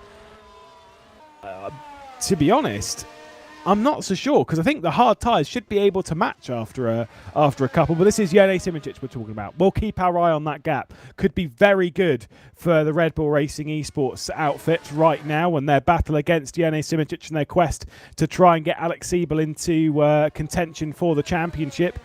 Realistically speaking, though, after last round where we saw Jordan and Simoncic going toe-to-toe, I'm very much looking forward to seeing another round of that. Yeah, absolutely. I mean, there's going to be no animosity between them, I wouldn't imagine. I'm pretty sure they're on pretty good terms, even before and after that little incident between the two of them. So, there's going to be no kind of aggression left over from what we saw at Le Mans as Stephen Michaels has gone for a spin. Was he assisted or not? Well, maybe, looking at this one. I believe that's Zooks on his right-hand side at the moment. Tried to go around the outside and he actually got clipped there. Something we don't see very often. We normally see the car on the inside. Well, that's a strange redoing, but he doesn't want to drive into the wall like Robin Panzer did not so long ago. But yeah, I mean, a little bit of a strange one. Yeah, not entirely sure who's going to win this race at the moment or what's going to happen. It's very, very, very interesting. It's hanging in the balance right now, and not sure if it's going to be Jordan, Simoncic, Spork maybe. Is he going to be able to stretch this out long enough? I don't know. Exactly what we wanted with the Formula SimRacing World Championship this year. We wanted to spice things up. We wanted races to be interesting. Michi Hoyer's got by David Marocek on the undercut, of course, changing of fuel, and Marocek now having to go onto the hard tyres. Michi Hoyer and Alex Siebel being able to charge on the soft compound tyre. So Marocek, our early race leader, losing out. We've got Carlos Martin behind his teammate to the tune of about 8 seconds. I wonder if he's had an issue. Let's take a look on board with Carlos Martin. I'm pretty sure this is going to be a move. This is at Blanchimont. That's an incredibly fast run up towards around the outside of Zolt's shoes. Ooh, you don't get it much closer than that, and then a little bit of a snap as well to say, okay, we've done that one, lads. That is a quality move. That was a very, very good move indeed. No margin for error there whatsoever. They were very, very close indeed, and yeah, spectacular right around the outside of Blanchimont there. But it needed to be done at the end of the day. If Carlos Martin wants to score points once again, he's been having a pretty decent season. Really, in the races that he's done, he's only finished outside of the points once, and only outside the points 3 times this season, because 2 of them were DNSs. Which I guess don't really count, I suppose. But yeah, he looks on course for points once again, and with moves like that, he might even be able to get a few more. Well, we're looking at Danny Kish, who's been dropped by Danny Van Den Eet. So Van Den Eet up another position. Danny Kish, who tomorrow will be taking part in here's a Zancho bias bit, so carry on. Obviously, they're taking part in the Formula Pro on tomorrow evening. He'll be donning on the famous colours of I would say Rockies as well. Let's be honest, it's Brawn. The white and that highlight yellow, it looks fantastic, and driving in that tomorrow, so has to make a bit of a step up. And 9th place, not really what they would have wanted. Not been a great day for the Zancho Simsport squad. Ibrahim Khan out on lap 1 and Danny Kish down the order, but still could pick up some decent points. Back up to the front end of the field though, 1.5 seconds of difference between Colin Spork and Dennis Jordan. Jene Simoncic, this is what I thought, is that, like, this is what I was saying, the soft tyres, they're good for a couple of laps, but once they kind of drop off a little bit, once the hard tyres are a bit more comfortable, a bit more settled, the lap times are identical. It was just 5 thousandths of a second between them on the previous lap. Yeah, Jordan's doing a good job right now, holding him off. He's still got 7 laps to go at the end of this one, till his next pit stop. Simoncic just a little bit less than that, but if he can keep him behind at this point, then I think he's in a fantastic place to be able to win this race. Simoncic is going to have hard tyres on, so is Jordan, which is going to make things a little bit easier. I think they are going to end up in some kind of a scrap, but I'm not entirely sure it's going to be for the win at this point, because Colin Spork is still out there. He's being caught as well, I believe, by Jordan, just ever so slightly. Still 17 laps to go at the end of this one, so if he's starting to pit at this point, then we know that it's a 4-stop race. It looks like he might be actually into the pit lane. Look at that track map, or I'm just reading it wrong. He is indeed into the pit lane, so 4 stops for Colin Spork. No way he's going to be able to do 17 laps on a stint. And yeah, I'm afraid with the pace he was showing then, I think the race win is going to be a stretch too far for him. Yeah, well, I think they're approaching their final pit stops. It's just a little bit too early for Sport. Well, I'm wondering if it's going to be 4, 5 laps, something quite short. I mean, it was 6 laps the last time, wasn't it, for Spork, which would put him 8 laps from home. And then might come in and get on the soft. I might even see that one being a little bit shorter, literally just doing a couple of laps to get these out of the way, although I don't see too much of a gain in that. But something interesting to give a go. I'm gonna give them a bit of respect. They're trying something. They're not accepting their position and pace or whatever. They're going out there and giving something a go. 4th place is great and all, which they realistically could have had this evening. But, you know, if you've got the chance of going for the race win, go for it. Give it a go. Try and see what you can find. You may end up getting onto the podium. You may end up going even better than that. I think a podium such might be a little bit out of reach, but a top 5 should be on. Yeah, certainly a top 5 should be on here in this race for Spork. I mean, he's got nothing to lose at this point. It's not like he's in a championship fight. There's no expectations upon him, upon his shoulders. At all, really. Even if he isn't in a championship contention right now, Petter, you kind of expect him to do well. But there's none of that really for Spork because he's so young. It's his first FSR season, first few races, and he can just try these things. There's no point in kind of following the leader, so to speak, and just doing what everybody else is doing. Just go for something a little bit different, and you could surprise everyone and end up taking the race victory. I mean, it would be a big shock if all of these guys were to get it wrong and he would come out on top. That would be a surprise. However, why not just try it? There's no reason why he can't just give it a go, and that's exactly what he is doing right now. Top 5 probably, podium maybe, but a good outing for him nevertheless. He's 10 seconds off of the podium right now, which Alex Siebel is currently on. So it is a bit of a stretch to get up there.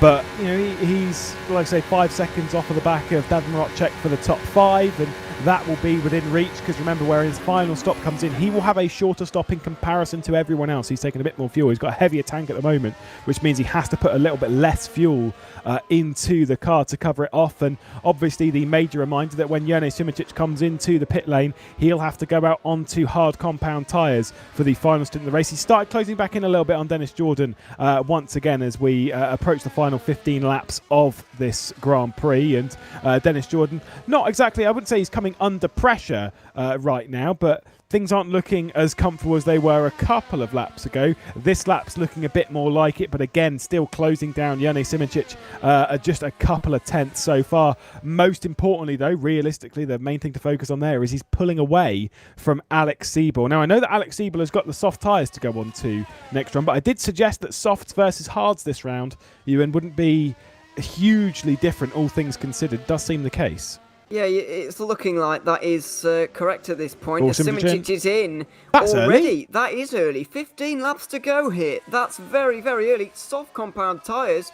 We're looking at a 4 stop from the championship leader. Now, this is a risk. Yeah. We talked about Colin Spork earlier on. He's not got any expectations. He's not in a championship fight. Why not go for it? But with so much to lose, why is Jone Simoncic going for this one? Clearly, he wants to push as hard as he possibly can for the remainder of this race, and following the leader, doing what Dennis Jordan was going to do for the rest of this one, was just not working out for him. There are not many things that make me speechless, but that really is one. Far be it from me to question the strategy of a double world champion and the Race Indy Pro Championship, a champion last year as well. Colin Spork moves up past Petter Berliak inside the top 5. But genuinely, there are calls that I can understand, and I get the risk, and I get trying to take shorter fuel or whatever. That's not one. That is a call I genuinely don't see the logic in, unless he's picked up damage or something from somewhere that he's had to come in and repair, which even then you'd be in a... I don't know. I am baffled, because realistically speaking, if he went a couple of laps longer, he'd be able to get onto the hard tyres. It was only a 7-lap stint on the soft tyres, and for anyone sitting there, maybe he can try and extend the fuel mileage. Doesn't matter if he can extend the fuel mileage 15 laps, which is, by the way, pretty impossible, but he's also got to take the hard tyres once more, and that's the big question. And hard tyres for Dennis Jordan, realistically, they've seemed fine on pace and on paper. I don't understand it. I genuinely don't understand it. This is where he's going to come out on top of the race anyway, but maybe just going to have a little bit of fun. Yeah, I mean, he was a definite second place. He had a he had his name on the second place already, and there was no way he was going to lose it, in my opinion. I mean, Siebel was 6 seconds behind, and with the pace he's shown on those softs, there was no way that he was going to be caught with Simoncic there. Just baffling. Cam Rodger on the cams has described it best to us as a late YOLO, and it's probably the best way to describe it, really. But absolutely no idea from anybody as to what he might be doing. I guess only Simoncic himself. Simoncic himself knows what he's doing, but we haven't got a clue at the moment. He's got to Burliak's down to just under 5 seconds, but these guys have all got to stop again. He's got to stop again, admittedly for a shorter time, so maybe it will work out as a top 5, maybe a podium as well, but still baffling. Well, I mean, this is the thing. He's got to remember that his next stop into the pit lane will be incredibly short. Yes, it'll be out onto the hards, but it will be very, very short. So I wouldn't rule out potentially being up there in the top 5 or even podium. I don't know. It's a baffling call. It's a weird one. Like you said, he had second basically nailed on there, and it's not as if they're trying to undercut to go and push a bit longer and get into a position for the incoming rain. We don't have rain in the championship, so we're not expecting to race around in the wet weather conditions here at Spa, which we'd more so be expecting at the present time. There'd be powerboat racing in real life at the moment, but Michi Hoyer then promoted up onto the podium. If there's one person, Alex Siebel probably saw, I mean, unless he knew already somehow, probably saw Jene Simoncic's name in the pit lane, saw it go by and thought, hang on, what? Wait, what? What's just happened? Yeah, they may well be as surprised as we are, really, at this point. 13 laps to go now, and this is kind of more of a sensible place or a sensible moment to be pitting. This is kind of the upper reaches of when you can, I guess, the critical lap if you want to go V8 supercars. You can get to the end from here, but Simoncic can't get to the end from where he's come into the pit lane. As Carlos Martin looking to make more moves here. We saw him spectacularly go around the outside of Zooks. Into Blanchimont, doesn't have to make any overtake on Danny Kish, because Kish has gone into the pit lane from 9th, and it's probably going to be points for him today as well. But truly baffling from Simoncic. I guess he only really needs 2 or 3 laps of fuel at the end here, which is going to shorten his pit stop time significantly as Kish just retires in the pit lane there. I don't know why. Maybe he didn't have the right tyres selected, came in, saw the right. I don't know. I do not know. Either way, a bit of a mess up there from the Zancho Simsport squad, and it's a double retirement for them on the day. Not sure what happened with. What is going on today? Some strange things. There have been a lot of strange things. Yeah. We've seen a couple of interesting crashes, we'll call them, up over Malmedy, and that run down to Ravage. Fair enough, read that we will. We've seen that being a questionable retirement as well.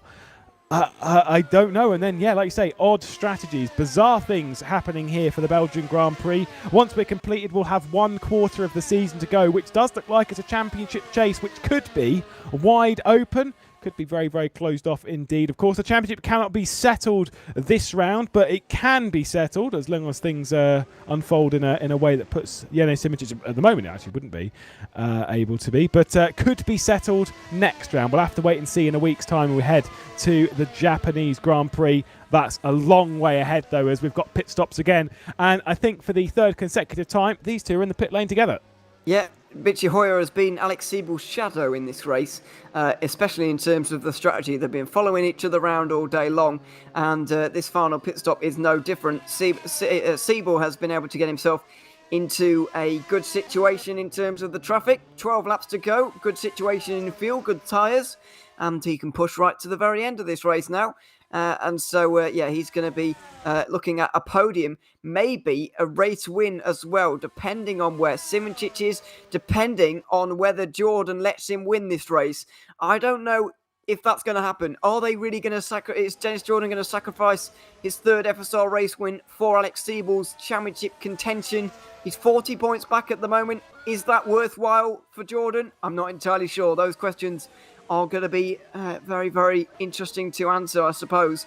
We'll see. Simoncic is going to be out behind them, but can he close them down? I don't think so at this point.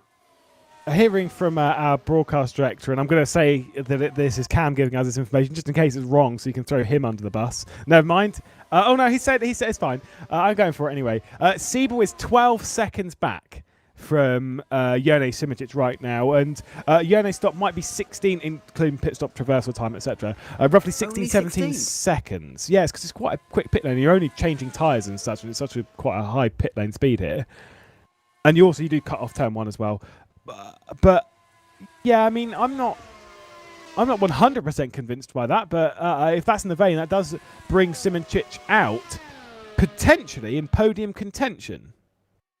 Yeah, potentially. I'm not particularly sold on that either, but what do I know? Yeah, exactly. We're not sold on Cam. It's his series, but we'll tell him how it's done. It was Cam. It was. He's denying these allegations, kind of, what's the word for it? Aggressively, but very, very aggressively. But it was him.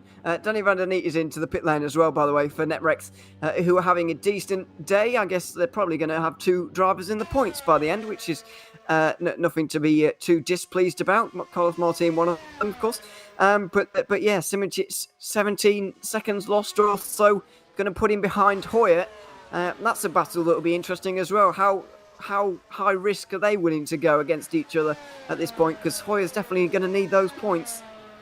We're saying, by the way, that it's going to be very, very quick in pit lane, because if you compare it to everyone else, their pit stops are sort of around about the 9 second point, 7, 8, 9 seconds for the actual stationary time. Simičić's will be much faster, because he is literally, it's going to be like obviously if this was in real world, you'd suggest that that normally these pit stops would be a fuel limited pit stop, so the tyre changes would almost be fairly relaxed, whereas right now you're talking of a much faster, it's now a standard like F1 pit stop, where it's about the tyre changing speed that's the defining factor of the pit stop. Dennis Jordan, race leader, into the pit lane, will relinquish that one back to David Marocek, who will retake the lead here at Spa. Colin Spork into the pit lane for his final stop. Did get off those hard tyres pretty early, said about 6-7 laps that he'd do on those hards. I think it was 5 before he goes on to the softs to go and complete the race. And it's been an impressive race for Spork. We've spoken about that quite a bit. May not get the result that he would feel that he deserved, but to be honest, I'd take my hat off. I think he's done very well.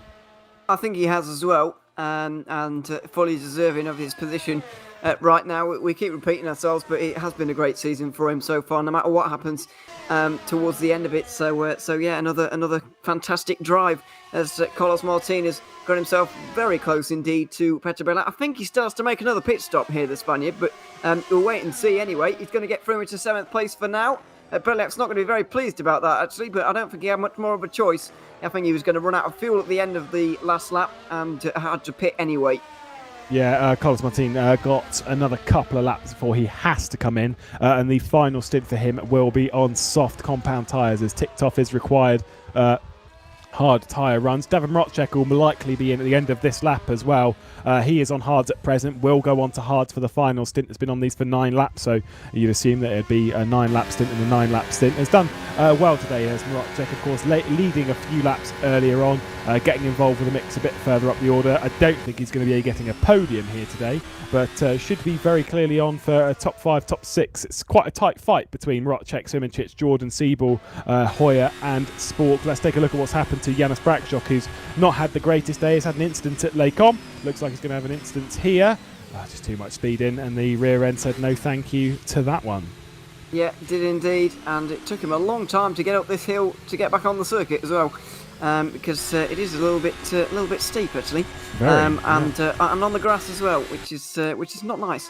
But yeah, he's back onto the circuit now, and he's unfortunately for him in 12th place. As you said, that run of point scoring places is going to come to an end at the end of this race, unfortunately. But all good things must come to an end. And yeah, it's for Simičić right now, just under 3 seconds. That's to Marocek, who still has to pit. He's got 4 seconds over Jordan, who he's not really pulling away from right now, which is a little bit concerning. But I'm trying to do some difficult maths right now. Like, on that 17 seconds, where's he going to be in relation to everybody else? Probably around Hoyer, but that's maybe a little bit ahead, actually. But very close by anyway. He's going to want to come out in front, I'd imagine, because I think Hoyer's going to fight quite hard if indeed those two do end up fighting. He'd come out behind Hoyer at present. Not by much, but he would come out behind if it was 17 seconds that we've been told. But again, that's not what we've been told. It's not our number. This is what we've been suggesting already. Do you remember when the Tour de France came to Spa? By the way, what was it, 2017, 2018? Yeah. 17. It showed how steep it was, to be perfectly Very. honest. It is not a flat circuit. You're constantly going uphill or downhill, and there is a lot of climbing around this. I mean, we all know of the climb once you've come up Eau Rouge and you go through Radion, that climb up the Kemmel curve. But there's also a lot of it as Davin Rodger does come into pit lane. There's a lot of it on the run up to the final chicane as well. That is quite a steep bit of racetrack as well on that run to La Source. So into the pit lane, Davin Rodger comes. Jone Simoncic will assume the race lead, 4 seconds clear of Dennis Jordan, who once Jone Simoncic comes in around about 3 or 4 laps time, Dennis Jordan will be set to try and take victory here. And it could be a 1-2 for Red Bull Racing eSports, which would be a fantastic effort for them. But I think even they will have questions as to how that happened. Yeah, quite possibly, and I think there's a good deal of it that can be. They can thank Jone Simoncic in a great part, because that's what's helped these guys quite a lot in this one. As in the background, Darren Mocek and Michi Hoyer fighting it out. Mocek on new hards as opposed to slightly older ones from Hoyer, who dives down the inside into Lecom. Fighting for a championship, needs every single point he can get, and that unfortunately hasn't worked out in his favour. Yeah, good. I mean, good effort from Rodger to get up into 4th, but Hoyer will be sat there thinking, oh, come on, I'm trying to go and get a championship here. I'm trying to fight Jone Simoncic. But I did say that Davin Rodger has no allegiance in this battle, with the exception of trying to make sure that it's a burst driver. Right, he doesn't care whether it's Hoyer or Simoncic. He's just trying to make sure there's not Siebel, to be perfectly honest. And he'll do his duty a bit later on if required. But at the moment, when you've got teammates battling it out, he's not going to have any allegiance there. They're just going to allow them to fight out. And to be honest, you're right. Yeah, absolutely. It's quite refreshing to see. I know that in other championships we have seen team orders from them in the past, but different situation. In FSR, certainly no team orders going on between these guys, and it seems that Mocek has got that little bit of an edge at the moment with those hard tyres, slightly newer than Hoyer's softs. So he is making use of that right now, and to good effect as well. At the moment, Colin Spoke might even have a go on Hoyer himself, and that would be disastrous for the German if indeed he were to be able to get through, because I think, as things stand, he's set to lose points on Simoncic today, even with this slightly strange strategy we're seeing right now from the world champion. Yeah, with 75 points up for offer after this round, realistically for Hoyer, could be potentially kissing any championship goodbye, to be perfectly honest.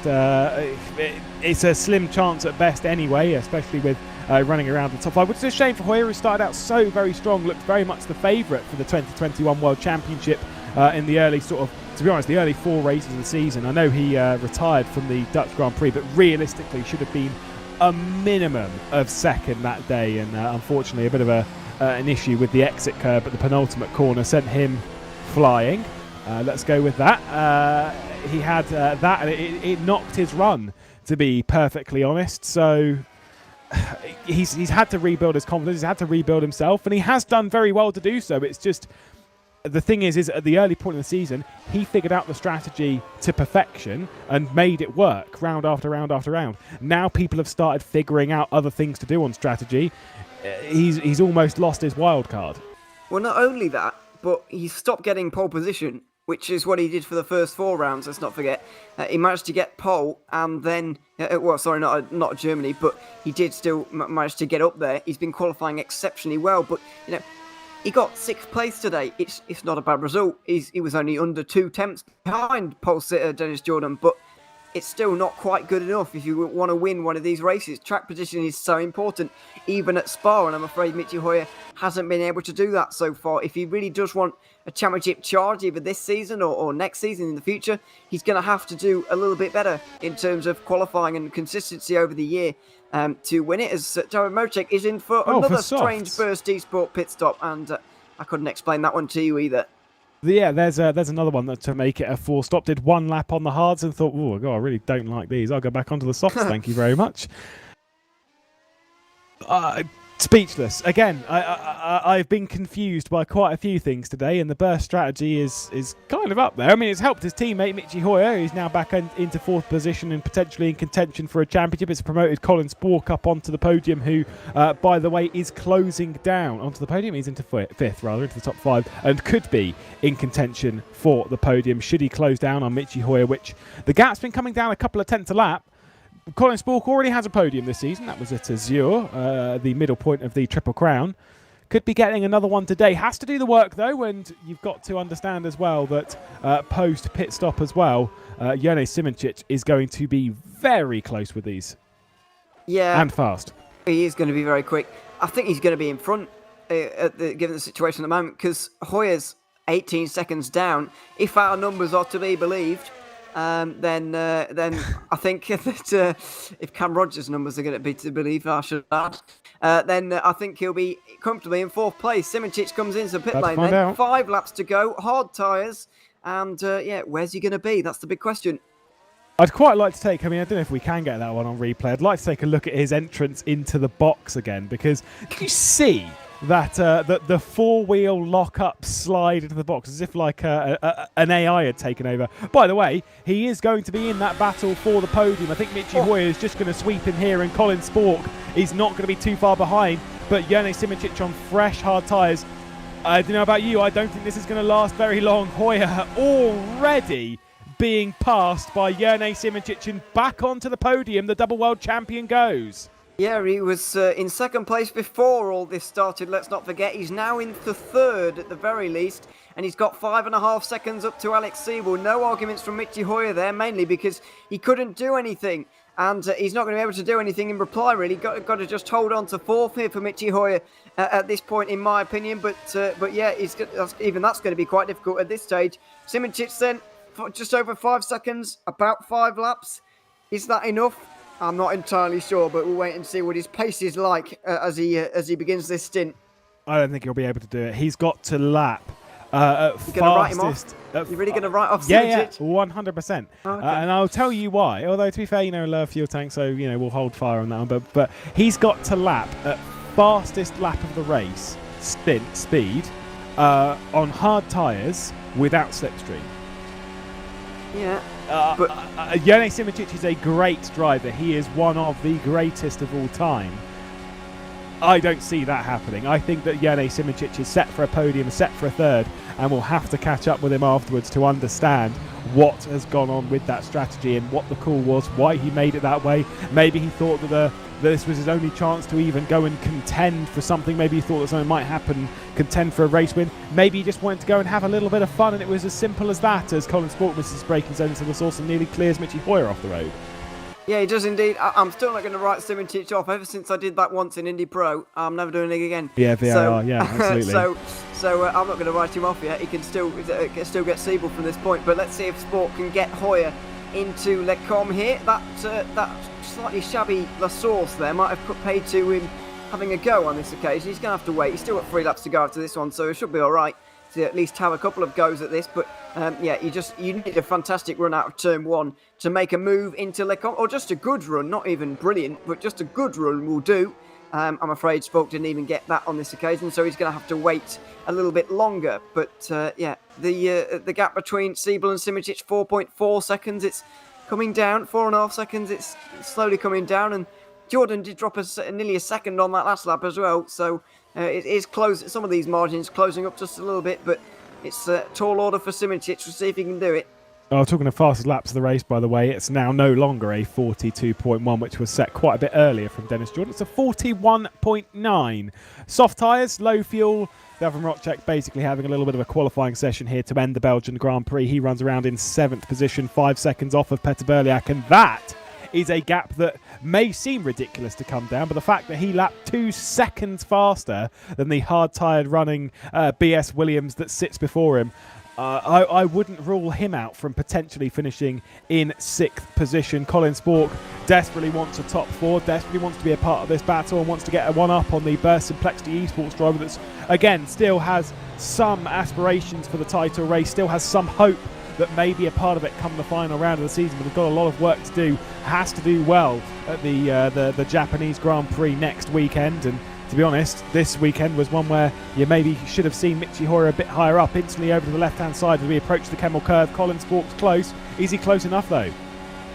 Looks like he is. Round the outside he's going to have to go, and Hoyer's going to be pinched to the inside line. Can't see him hanging on. Oh. Right round the outside he goes. He gave enough room to Hoyer, but there's just no way you can defend really on the inside there. The outside line's just so flowing and so good that Hoyer couldn't really respond in any way. Let's see on board from his perspective. He's just going to be pinched down by Sport. Not illegally, but just enough to make sure that Hoyer couldn't get through. There was actually a little bit of contact there. It was a little bit more aggressive than I thought initially, but I think Hoyer's going to stick with him, and I think he might have a go himself next lap. A little bit naughty, a little bit. I'm not an enormous fan. Looked fantastic from the off-board, but on board of Michi Hoyer, I'm not going to say that he has the right to be like, it's going to be a penalty, because it's not. It's just a hard racing between the two of them. But if I was Michi Hoyer, I'd be like, no, could you just give a little bit more room next time, because it was a little bit much. But I would argue that is not enough space given, but they've both come out of it, so it's just hard racing and let them do it. But yeah, maybe I'd say it's on the line with 2 laps to go. Only come down 6/10 on the previous lap, so I think that Jane Simoncic may not be able to catch Alex Siebel, and Siebel will be safe for second. You were correct to write off Simoncic in the end. I think you can breathe a sigh of relief. I think it's safe. Yeah, I know. It's just woo! Thank goodness for that. Yeah, I think you're safe in that one now. 3.5 seconds. You're right. It's too much at this point for Simoncic to get through towards Siebel. Still a good day all in all. He's put more points into Michi Hoyer. He's going to be 39 in front of Hoyer at the end of the day, and he's going to be 37 behind Siebel. So Siebel is going to be into second place, 2 points in front of Hoyer. That's going to be a close fight right towards the very end. But if Red Bull was to switch these guys, then it would be 30 points to Simoncic. So if I was a team member at Red Bull, I'd be considering it, to be quite honest. But Dennis Jordan obviously is going to want this win, and if he can pull it off, I think it's his most impressive yet. First of all, Zandvoort 2020. A circuit where you can get to the front and you can defend from the front quite easily. Same with Azure this season, where he was able to get to get in front and then kind of control the race from there, because it's difficult to overtake. However, this circuit you can definitely overtake at. You can definitely, or you do need to be defending quite hard, and you need to be bang on with the strategy, and Dennis Jordan absolutely has been. So even though it looks like a pole position to race victory for Dennis Jordan with 1 lap to go, I think this is the most impressive FSR World Championship victory to date. Well, I remember the Dutch Grand Prix as well of 2020 when he won his first race at this level.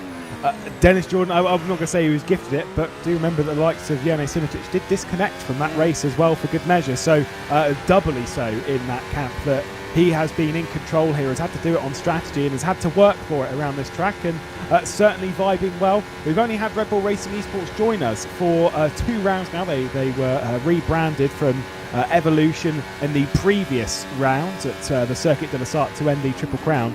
Nice to see these colours at the front, and boy, do they look good in them. They look fast in them. Yeah, it's an iconic livery, and it's very, very nicely replicated, and you're right, they have been very, very quick indeed. They had it on for Le Mans as well, if I recall correctly, and they managed to get Siebel second there. Siebel's going to be second again here, but this time it's going to be a 1-2, and correct me if I'm wrong, but this is the first 1-2 that Red Bull or Edge eSports has... sorry, not Edge eSports, what am I talking about? Evolution Motorsports. These two of Jordan and Siebel, they haven't had a 1-2 before. This is going to be their first one, and so it's going to be very, very sweet for them. Yeah, certainly will be. To be honest, if they'd have done a little bit better in the previous round, I say a little bit better, had Dennis Jordan been victorious there where he was battling on with Jane Simoncic for the race victory, we'd be talking about 4 in a row now, because the United States, that was Alex Siebel taking his first win when he crossed the line first at the Brickyard. Then it was Dennis Jordan on the streets of Azure. It's Dennis Jordan once again in the Formula Sim Racing World Championship as he departs the final corner here at Spa and takes victory. Welcome to the championship, Red Bull Racing Esports. It is a 1-2 for you today. Alex Siebel crosses it. Jane Simoncic will come across the line in a podium for third. Celebrations already for Dennis Jordan, his third victory in the championship, and like you say, converted from pole position once again. Spork, though, got to say, great drive from him. Michi Hoyer, is this the title fight done? I don't think it's done just yet, but it's certainly pushing further and further out of his reach.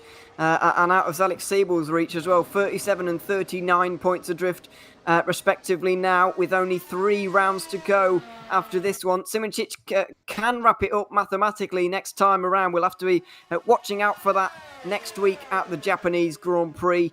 But it's becoming more and more difficult for these guys now to be able to topple Simoncic, as they're going to need to gain a more than 12 points on average in the last 3 races. Yeah, indeed. Well, I was going to ask about the team standings there, because I'm pretty sure that the Red Bull Racing, I was sure they were scoring points, because obviously the Evolution points have moved over, because I'm pretty sure that Cam Rodger had told us about that in the previous round, and that is in fact the case. It's not updated on the standings, so we actually can't tell you what the points differential would be between the two, but I'm pretty sure after a 1-2, scoring a decent 43 points, they're not going to be too far off. It was quite a large margin, but they're getting closer. They're building themselves up. They're becoming a part of that battle piece by piece. And remember last season, Ewan, when they crossed the line as Evolution and were the most painful margin down on the championship. 0 points. It went back on countback for the team's championship last year. I've got a sneaking suspicion it might be a similar situation on this time around. And no disrespect to Burst Esports, by the way, but on this occasion, I think it's more impressive for Red Bull to be up there. I can't remember who was Simoncic paired with. I think, was it Robin Plantor? No, last year it was Hoyer and Rodger. Right, yeah.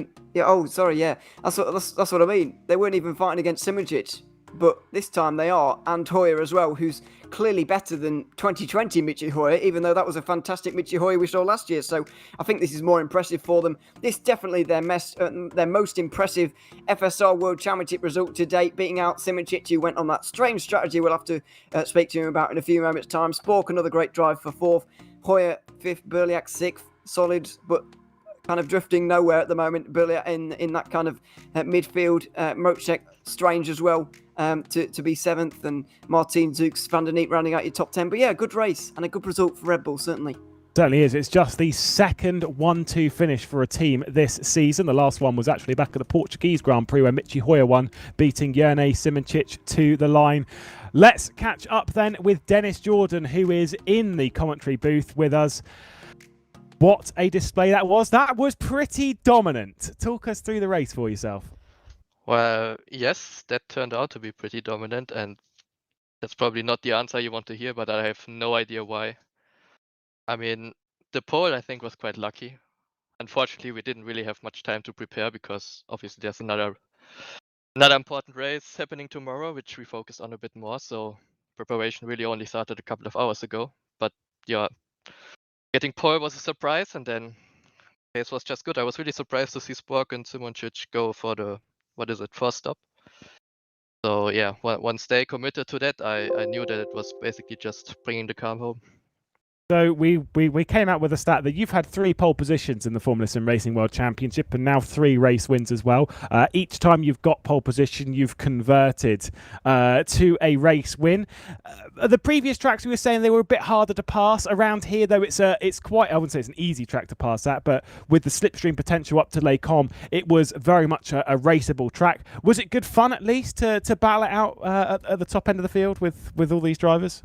Yeah, definitely. I mean, in the first stint, I wasn't quite sure if I really wanted to attack both Jerne and David. But, then I saw that Jerne also was saving a bit of fuel. So I was like, well, let's just go for it and have some fun. And, the current slipstream, I think, definitely is good. Let's see how it is on the upcoming tracks, which maybe don't have so uphill straights. But, it's definitely getting in the right direction. Well, congratulations to you. We'll pass it off to your teammate, finishing in 2nd and making it a Red Bull Racing eSports 1-2. Alex Siebel qualified a little bit down the order, qualified on the 3rd row of the grid, managed to rise up the order using a little bit of strategy, getting the hard tyres out of the way early. Was that strategy basically set in stone even before qualifying, or is that something that you kind of decided just before the race start? Yeah, I just decided it before the race start. Unfortunately, I think I lost the front row in the quali in the last corner. Then I saw, okay, top 5 still, saw it might be the case that I will be the first one on hards, which isn't that good around here because you can be pulled along quite a lot in the slipstream. I guess I pulled Michi over the first 2 stints quite heavily. But yeah, I just drove my race, and then I was just fortunate that Yene did a free stop and Colin as well. I think David had a problem at some point in the last stint or in the penultimate stint. So, but I'm still pretty happy with my pace and my race today because I didn't make any mistakes. And 1-2 for Red Bull, of course, is amazing. Now, obviously, Dennis, they're saying that you've not had too much time to prepare, of course, preparing for tomorrow's race at the same track. Understandable, and I'm sure it's the same for quite a few others. But we were also talking that it does seem like you two have both figured something out within the car, that things look a bit more comfortable. You're looking very, very pacey up towards the front. Of course, fighting for the championship, not only that, but you've been fighting as a team for the last 4 race victories. You've been battling out. Of course, last time it didn't really work out, but we could have been talking about 4 in a row. Has there been something found in the car, or is this just confidence coming as the season progresses? I don't think we found something in the car or anything like that. I think the first races were maybe a bit unfortunate for us because the pace usually is there more or less. But then either someone of us has some bad luck in one race. So I think we just nailed it today, and that's why we got on top. Well, congratulations again to you, and congratulations to Dennis Jordan. A 1-2 for the team. We'll move it straight on to Jerne Simoncic, and we've got to talk about the final moments of the race. We've got to talk about the pit stop, the 4th pit stop. Why was that a thing that you'd thought of at the start of the race, or was it quite a last-minute decision to come down with about 15 laps to go? Well, the thing is that I never wanted to do a 4th stop at all. I entered the pits for my second pit stop, and basically it somehow turned out that every setting in my pit dash was wrong. Wrong fuel, wrong tires, wrong front wing, everything was wrong. And when I stopped, I lost 4 seconds when pit crew did nothing. So I assume I did something wrong there, maybe changed the setting or so. I have to look back. Maybe my mistake. Yeah, probably my mistake. But then during my 3rd stint, I figured out I don't have even the fuel to make it on the normal 3-stop strategy. So everything was going wrong. Then I don't know. I pushed like crazy and pitted and somehow got out just behind Michi to get tow and pass him, which is amazing. I never expected to be P3 there. I thought like P6, P7 after the huge mess up. But, well, pretty happy with the end result considering how wrong the race went. Okay, considering that, and obviously that happening during the race, you've got to basically shift that from your mind. How do you just basically focus on setting hard lap times at that point? Like, it's got to be a bit of a large distraction trying to work out strategy on the fly, or do you just focus on hammering in the best lap times you can? Well, once I realized I don't have enough fuel for 3 stops, I was so angry, so frustrated with myself that then it's really like the easiest thing to do to just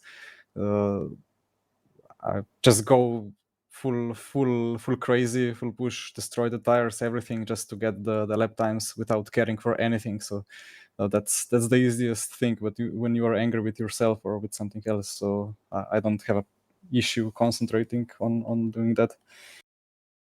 Well, congratulations to the 3 of you. Hopefully we'll see you fighting at the front end of the field next week when we head to the Japanese Grand Prix. We'll head back to Ewan for a bit of a wrap-up. Fantastic race, plenty of side-by-side, brilliant strategy, chaos, love it.